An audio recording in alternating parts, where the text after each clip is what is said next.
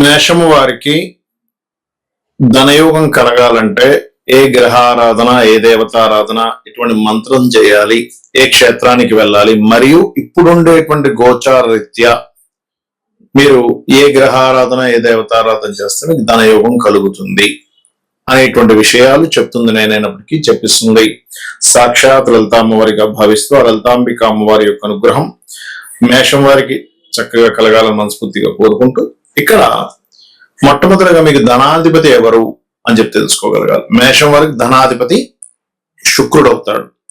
మరి కేవలం శుక్రుడు ఒక్కడే ఇస్తారా అంటే పంచమాధిపతి అయినటువంటి రవి ఇస్తాడు, షష్టమాధిపతి అయినటువంటి బుధుడు. ఎందుకంటే షష్టమాధిపతి ఈ యొక్క మేషం వారికి పూర్వజన్మ కర్మకారకుడు అయినప్పటికీ కూడా నిత్య జీవిత కారకుడు కాబట్టి బుధుడు కూడా ఇస్తాడు.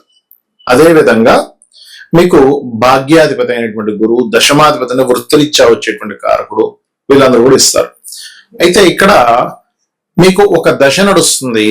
ఆ దశానాథుల్లో ఈ ఐదుగురిలో ఎవరైనా ఒకరై వీళ్ళు బాగుంటే గనక ధనం చాలా చక్కగా వాళ్ళకి ఫ్లో అనేది, మనీ ఫ్లో అనేది చాలా బాగుంటుంది. అలా కాకుండా ఈ ఐదిట్లో అంటే శుక్రుడు గాని, రవి గాని, బుధుడు గాని, శని గాని లేదా గురువు గాని, ఈ 5 గ్రహాల్లో ఏదైనా పాడై ఆ యొక్క మహాదశలు సరిగ్గా లేనప్పుడు, పాపకత్తెరలో ఉన్నప్పుడు వీళ్ళకి ధన విషయంలో చాలా ఇబ్బంది పడుతూ ఉంటారు. కొంతమంది అంటూ ఉంటారు, చూసారా, మేము చాలా బాగా బ్రతికామండి, కొన్ని లక్షలు సంపాదించగలం, కొన్ని కోట్లు సంపాదించగలం, కానీ ఇప్పుడు 500 కూడా జేబులో లేని పరిస్థితి, 100 రూపాయలు కూడా జేబులో లేని పరిస్థితి అంటూ ఉంటారు. అది పీరియడ్. ఇంత టాలెంట్ ఉన్న పర్సన్ ఎందుకు ఇలా అయింది అంటే దట్ ఈస్ ద పీరియడ్. కాబట్టి మీరు ఏం చేయాలి, ఫస్ట్ ఈ గ్రహాలు యాక్టివ్ గా ఉన్నాయో లేవో చూసుకోవాలి ఎప్పుడు కూడా. అంటే మీకు అన్నిటికన్నా మొట్టమొదటి ఏంటంటే శుక్రుడు. కాబట్టి మీరు ఎక్కువగా అమ్మవారి యొక్క ఆరాధన నవగ్రహాల్లో బుధ శని గ్రహాల దగ్గర దీపారాధన చేయండి. అప్పుడు మీకు ఏమవుతుందంటే అది కూడా బుధవారము, శనివారము, మంగళవారం చేయొచ్చు. ఇలా చేస్తూ ఓం సంపత్కరీ సమారూఢ సింధుర వ్రజ సేవితాయే నమః మంత్రం చేసుకోవచ్చు. మరి ఇప్పుడు ఉండే గోచార సంబంధం ఏంటి? ఇప్పుడు ప్రస్తుతం గోచారంలో మీ యొక్క శుక్రుడు వెళ్ళి చతుర్థ భావంలో ఉండేటువంటి గురుబుధులతో ఉన్నాడు. చాలా మంచిది, అందులో ఎటువంటి సందేహం లేదు. కానీ మీరు జూలై 5వ తేదీ నుంచి జూలై ఎండింగ్ వరకు, అంటే ఆల్మోస్ట్ ఆగస్ట్ 1వ తేదీ వరకు ఈ శుక్రుడు వెళ్ళి కేతుతో కలుస్తారు. కాబట్టి ఈ శుక్రుడు వెళ్ళి ఎప్పుడైతే కేతుతో కలుస్తున్నాడో ఇది కొంచెం మీరు ఎవరికైనా ఈ షేర్ మార్కెట్ రిలేటెడ్ విషయంలో కానివ్వండి, ప్రేమ వ్యవహారాల మూలంగా కానివ్వండి, ఎవరికైనా ధనం ఇచ్చేటువంటి విషయాల్లో కానివ్వండి, కాస్త చూసుకొని చేయాలి, గుర్తుపెట్టుకోండి. కాబట్టి ఈ జూలై 5 నుంచి ఆగస్ట్ 1 వరకు గణపతి యొక్క ఆరాధన చేసినట్లయితే మీకు మనీ స్ట్రక్ అవ్వకుండా ఉండడము, ఫైనాన్షియల్ గా బాగా గ్రోత్ రావడం అనేటువంటిది జరుగుతుంది, గుర్తుపెట్టుకోండి. ఇక మరొక విషయం ఏంటంటే ఎప్పుడు కూడా శుక్రుడు మీకు ధనయోగాన్ని ఇచ్చేటప్పుడు మీరు ఇంట్లో ఆగ్నేయ దిశ పాడవకుండా చూసుకోవాలి. మీకు ధనాధిపతి శుక్రుడు కదా, ఇంట్లో ఆగ్నేయ దిశ కనుక ఇరుగ్గా ఉండడం, బాగా పెరగడం, తరగడం అయితే కూడా ఇబ్బంది వస్తుంది. కాబట్టి ఇవి చేయండి, అన్ని విధాలు బాగుంటుంది. శ్రీమాత్రే నమః. ధనయోగాలు చాలా రకాలు ఉంటాయి, గుర్తుపెట్టుకోండి. చాలా నెంబర్ ఆఫ్ ధనయోగాస్ ఉంటాయి. అది ఎలా ఉంటాయో చెప్తాను. ఒకటి, మీరు ఉద్యోగం చేసే ధనయోగము అన్నప్పుడు 6వ అధిపతి 10వ అధిపతి ఇస్తాడు, గుర్తుపెట్టుకోండి. 6వ స్థానాధిపతి కానీ 10వ స్థానాధిపతి కానీ. 10 అంటే కెరియరు, 6 అంటే నిత్య జీవితము అండ్ వర్క్ చేయడము, ఇటువంటివి. అలా కాదండి, నేను వ్యాపారం మూలంగా ధనం సంపాదించాలి అనుకుంటున్నాను అన్నప్పుడు ధనాధిపతి ఇస్తాడు, బుధుడు ఇస్తాడు, లాభాధిపతి ఇస్తాడు.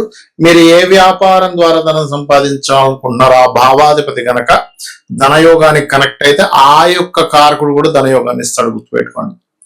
అది ఎలాగా అంటే ఇప్పుడు ఉదాహరణకి మీ జాతకంలో ధనస్థానాన్ని లగ్నాధిపతి కనెక్ట్ అయ్యాడు అనుకోండి, మిమ్మల్ని మీరు ప్రొడక్ట్ చేసుకుంటూ, అంటే అలాగా ఫ్యాషన్ రంగాల్లో ఉండే వాళ్ళు ఉంటారు, మోడల్స్ ఉంటారు, యాక్టర్స్ ఉంటారు, హీరోయిన్స్ ఉంటారు, హీరోస్ ఉంటారు, లేకపోతే కమెడియన్స్ ఉంటారు. వీళ్ళందరూ వాళ్ళని చూపించుకుంటూ ధనం సంపాదించుకునేది. అలా కాదండి, ధనాధిపతే ధనయోగ ఫలితాలు ఇస్తున్నాడు అన్నప్పుడు ఫుడ్ రిలేటెడ్ మూలంగా ధనయోగం, అందులో ముఖ్యంగా చంద్రుడు కనెక్ట్ అయితే ఇక్కడ ఏంటంటే మనం అర్థం చేసుకోవాల్సింది అసలు మీ జాతకంలో వేటి మూలంగా ధనయోగం ఉంది అనే దాన్ని పట్టుకోగలగాలి. దీని మూలంగా ధనయోగం ఉంది అన్నప్పుడు దాని మూలంగా డబ్బులు వస్తాయి, దీని మూలంగా ధనయోగం లేదన్నప్పుడు దాని మూలంగా డబ్బులు రావు, గుర్తుపెట్టుకోండి. కాబట్టి వీటి మూలంగా డబ్బులు వస్తాయి అన్నప్పుడు ఈ కారకుడు ఎవరైతే ఉన్నారో వీళ్ళని మనం కరెక్ట్ గా కనిపెట్టి చేస్తే కనుక దాని మూలంగా డబ్బులు వస్తాయి, గుర్తుపెట్టుకోండి. అలా ఇక్కడ ఏంటంటే ఈ ధనాధిపతి ఎవరైతే ఉన్నారో, ఈ ధన రాజ్యాధిపతి అంటారు, ధనాధిపతి అంటారు, ధనభాగ్యాధిపతి, ఇలా ఒక్కొక్క లగ్నం బట్టి మారిపోతూ ఉంటుంది. రెండవ స్థాన సంబంధం వస్తే కొన్నిసార్లు మనీ అంటే ఒక్కోసారి ఆరో అధిపతి సంబంధం కూడా వస్తే చిట్ ఫండ్స్ నడపడం, అప్పులు ఇవ్వడం ద్వారా, డైలీ వేజ్ ద్వారా డబ్బులు వస్తూ ఉంటాయి. కానీ మీకు ఎప్పుడైనా మూడో స్థానాధిపతి కనుక ధనకారకుడుగా మారి ఆయన కనుక ధనయోగాలు ఇస్తూ ఉంటే మీడియేటింగ్ చేయాలి. డైరెక్ట్ ప్రోడక్ట్ ఎప్పుడు అమ్మకూడదు. అంటే అలాగే ఇప్పుడు జొమాటో ఉంది, వీళ్ళు ఉన్నాయి కదా, వీళ్ళు ఏంటి, వీళ్ళ ప్రోడక్ట్ వీళ్ళది కాదు, కానీ కస్టమర్కి చేరవేయడానికి మధ్యలో ఒక యాప్ లాగా ఎలాగైతే పనిచేస్తారో అలా మీడియేటింగ్.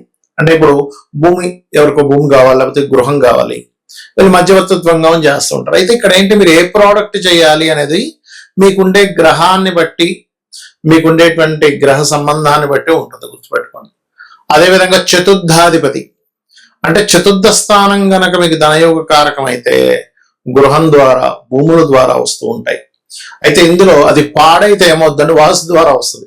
అంటే అక్కడ ఉండేటువంటి విషయాన్ని నువ్వు పాడైపోయిన దాన్ని చూసి నువ్వు బాగు చేయడానికి నువ్వు డబ్బులు, అంటే నువ్వు బాగు చేసేటువంటి ద్వారా నీకు డబ్బు వస్తుంది అనమాట. అలా పంచమం అనుకోండి, అప్పుడు మెడికల్ రూపంలో మీకు డబ్బులు వస్తాయి. అంటే డాక్టర్ చదువుకోవడం ద్వారానో, క్లినిక్ పెట్టుకోవడం ద్వారానో, ఇట్లా ఒకవేళ 5, 8 కాంబినేషన్ వచ్చింది, అప్పుడు ఏంటి డయాగ్నోటిక్ సెంటర్స్. ఇలా అంటే నీ ఆరోగ్య సంబంధించిన సమస్యని డిటెక్ట్ చేసేటువంటి ద్వారా ధనయోగం వచ్చింది. అదేవిధంగా 6 అయితే ఉద్యోగం అని చెప్పుకున్నాం, 7 అయితే పార్ట్నర్షిప్స్ ద్వారా డబ్బులు వస్తాయి. కొంతమంది చూడండి సింగిల్ గా చేస్తే కలిసి రావు, వాళ్ళకి పార్ట్నర్, మంచి పార్ట్నర్ దొరుకుతారు, వాళ్ళు చేసేస్తుంటారు, వీళ్ళతో స్లీపింగ్ పార్ట్నర్లుగా ఉంటారు, వీళ్ళకి నెల నెల ఇన్ని డబ్బులు అని వచ్చేస్తుంటాయి. అలాగా సప్తమ స్థానం గనక సంబంధం కలిగి ఉంటే ఖచ్చితంగా వీళ్ళకి యోగం కలుగుతుంది. అదేవిధంగా అష్టమ సంబంధం వచ్చింది అనుకోండి ఉదాహరణకి, అప్పుడు వీళ్ళు డయాగ్నోటిక్ సెంటర్స్, పిహెచ్డీస్ చేయడం ద్వారా డబ్బులు రావడం. కొంతమంది చూడండి పిహెచ్డీ చేస్తున్నారండి, స్కాలర్షిప్ వస్తుంది దాని ద్వారా అంటూ ఉంటారు, కొన్ని 2-3 సంవత్సరాలు కూడా తీసుకుని ఉంటారు. అదేమిటంటే అదంతా యోగం, అది అకల్ట్ రిలేటెడ్ ద్వారా, నిగూఢమైనటువంటి విషయాల ద్వారా. కొంతమందికి ఏవో నిధులు అవి దొరుకుతూ ఉంటాయి, తాతగారు ఎక్కడో దాచిపెట్టింది, లేకపోతే ఎక్కడో ఏదో నిధి దొరికిందండి అంటుంటారు. అది అష్టమం గనక ధనయోగాన్ని ఇచ్చేదైతే, అది కూడా వృశ్చిక రాశిలో కానీ అష్టమం పడడం, తులారాశి మన కుంభరాశిలో కానీ పడితే అప్పుడు మీకు నిధి ద్వారా ధనయోగం ఉంటుంది. ఇప్పుడు భాగ్యాధిపతి ధనయోగాన్ని ఇస్తే మీరు టీచింగ్స్ కానీ, ట్రైనింగ్స్ కానీ, కన్సల్టెన్సీ కానీ, ఎవరికైనా ఏదైనా గైడ్ చేసే దాని ద్వారా ధనయోగం ఉంటుంది, ఇది గుర్తుపెట్టుకోవాలి. దశమం మరలా ఎగైన వృత్తి, లాభం అయితే గనక ఈవెంట్స్ లేకపోతే బిజినెస్ ద్వారా రావడం. 12 అయితే ఓన్లీ సర్వీసెస్, మీరు ఏది ప్రోడక్ట్ రిలేటెడ్ మూలంగా ఇవ్వకూడదు. 12వ స్థానాధిపతి గనక మీకు ధనయోగాన్ని ఇస్తే ఉన్న ప్రదేశం నుంచి మారి వేరే విదేశాలకు వెళ్ళడమో, వేరే రాష్ట్రానికి వెళ్ళడమో చేసి మీరు మీ యొక్క జీవితాన్ని అభివృద్ధి పరుచుకోవాలి. అప్పుడు మీ లైఫ్ అనేటువంటిది ఖచ్చితంగా బాగుంటుంది, గుర్తుపెట్టుకోండి. మరి ఈ ధనయోగాలు కొన్నిసార్లు మనం జాతకంలో చూస్తే, అబ్బాయి ఇంకేంటండి విపరీత రాజ్యోగం ఉంది, లేకపోతే నీచభంగ రాజ్యోగం ఉంది, లేకపోతే మనకి బుధాదిత్య యోగం ఉంది, గజకేసరి యోగం ఉంది, చంద్రమంగళ యోగం ఉందని యోగాలు చెప్పేస్తూ ఉంటారు. ఓ 15 యోగాలు వచ్చేస్తాయి మన సిస్టమ్ లో కట్టగానే. కానీ జీవితం చూస్తే అక్కడే ఉంటుంది, ఎక్కడ వేసిన గొంగలు అక్కడే. చదువుతాడు కానీ ఉద్యోగం లేదు, వ్యాపారం చేస్తారు కానీ పెద్దగా కలిసి రాదు. దీనికి కారణాలు ఏమిటి? 2 కారణాలు ఉంటాయి ప్రధానంగా. ఒకటి, వీళ్ళ జాతకంలో ఏదైతే మహాదశ ఇవ్వాలో, యోగాన్ని ఇవ్వాలో, ఆ యోగాన్ని ఇవ్వాల్సిన ఆ యొక్క గ్రహం డెడ్ అయిపోతుంది. అంటే అది ఫలకృతం చేసే దాంట్లో ఉండదు. ఎందుకు ఉండదు అంటే అది ఉండే నక్షత్రం కావచ్చు, అది అస్తంగత్వ దోషంలో ఉండొచ్చు, పాపకర్తరి దోషంలో ఉండొచ్చు, ఆ మహాదశ ఇంకా రాకపోవచ్చు. అప్పటికి చాలా రకాలు ఉంటాయి. లేదా మహాదశ చిన్నప్పుడు అయిపోయి ఉండొచ్చు, పేరుకు మాత్రం 2వ స్థానంలో పలానా గ్రహం ఉందండి, మంచి గ్రహం, కానీ డబ్బులు రావట్లేదు, ఎప్పుడో చిన్నప్పుడు అయిపోయింది, అప్పుడు పెద్దగా అయిపోతుంది. అప్పుడు ఏం చేయాలి? పాపకత్తిలో ఉండే గ్రహాలకు సంబంధించిన పరిహారం చేసుకోవడము. ఏ గ్రహం ద్వారా అయితే ఇది అస్తంగత్వ దోషం ఏర్పడిందో అస్తంగత్వ దోషాన్ని క్లియర్ చేసుకోవడం చేయాలి, గుర్తుపెట్టుకోండి. ఇది ప్రధానంగా చేయాలి. మరియు మరొక విషయం ఏంటంటే, మనకి జాతక చక్రంలో ఎలాగైతే గ్రహాలు యాక్టివ్ అయితే ధనయోగాన్ని ఇస్తాయో, వాస్తుపరంగా కూడా ధనాన్ని ఇచ్చేటువంటి పాయింట్స్ ఒక 3 ఉంటాయి. ఏమిటది అంటే, ఉత్తరం అంటే మీకు ఒక అవకాశం రావడం. ఫస్ట్ అసలు మీకు ఒక అవకాశం రావాలిగా, డబ్బులు రావాలంటే అవకాశాన్ని ఇచ్చేటువంటి దిశ ఉత్తరం. వైట్ కలర్ ఉండాలి ఎప్పుడు ఉత్తరంలో. Red, orange, cream, yellow colours ఉంటే మీకు రావాల్సిన అవకాశం కూడా రాదు. ఉత్తరం పూర్తిగా మూతపడిపోయినా రాదు. ఇది చాలా చాలా చాలా గుర్తుపెట్టుకోండి. కిటికీ అయినా కనీసం ఉండాలి ఉత్తరంలో. ఇక రెండవది ఆగ్నేయం, అంటే మీకు వచ్చిన అవకాశాన్ని మీరు ఫైనాన్షియల్ గా అది క్రియేట్ అవుతుందా లేదా. ఆగ్నేయం ఏంటంటే మీకు పర్టికులర్ గా మీకు వచ్చిన అవకాశం మనీగా మారాలిగా వచ్చిన అవకాశం వచ్చింది, ఒక ఫోన్ కాల్ వచ్చింది, ఒక కన్సల్టెన్సీ మీరు ఏదో అబ్రాడ్ కన్సల్టెన్సీ పెట్టుకున్నారు, ఫోన్ కాల్ వచ్చింది, ఈ ఆఫీస్కి వచ్చి కలిశారు, మాట్లాడారు, వెళ్ళిపోయారు. ఏం లాభం? వచ్చి వెళ్ళిపోతుంటే ఎన్ని కాల్స్ వస్తే ఏం లాభం మీకు? ఒకటైనా మీకు అది కన్వర్ట్ అవ్వాలిగా. ఎందుకు కన్వర్ట్ అవ్వదు? బికాస్ ఆఫ్ ఆగ్నేయ దోషం వల్ల. అంటే ఆగ్నేయం పెరగడం కానీ తరగడం కానీ అక్కడ బ్లూ కలర్స్ కానీ అలా ఉండకూడదు, గ్రీన్ కలర్ ఉండాలి, లేదా రెడ్ పింకిష్ కలర్స్ ఉండొచ్చు, బాగా చిన్నగా అయిపోవడం ఉండకూడదు ఆగ్నేయం. ఇది గుర్తుపెట్టుకోండి. ఇక మూడవది, కస్టమర్ వచ్చాడండి, కన్వర్ట్ అయ్యాడు కానీ లాభం రాలేదు, బేరం ఆడి సర్లే ఎవరో ఒకరు ఏదో ఇట్లా ఏమీ లేదు కదా, సరే ఇచ్చేసేయండి, ఏదో రేట్ కానీ ఇచ్చేస్తాం. దానికి కారణం పడమర. పడమర కనుక దోషం ఉంటే వెస్ట్ ఈజ్ లాభాలు, గెయిన్స్ అండ్ ప్రాఫిట్స్. అంటే మీకు వచ్చినటువంటి కస్టమరు అక్కడ పడమర దోషం ఉండడం వల్ల మీకు రావాల్సిన లాభం రాదు. సో ఇవి చూసుకుంటూ చేయండి, ఖచ్చితంగా మీకు ధనయోగం కలుగుతుంది. మరియు దీంతో పాటు ఓం ధర్మాధ్యక్ష ధనాధ్యక్ష ధనధాన్య వివర్ధని అయిన మహాన మంత్రం చేయండి.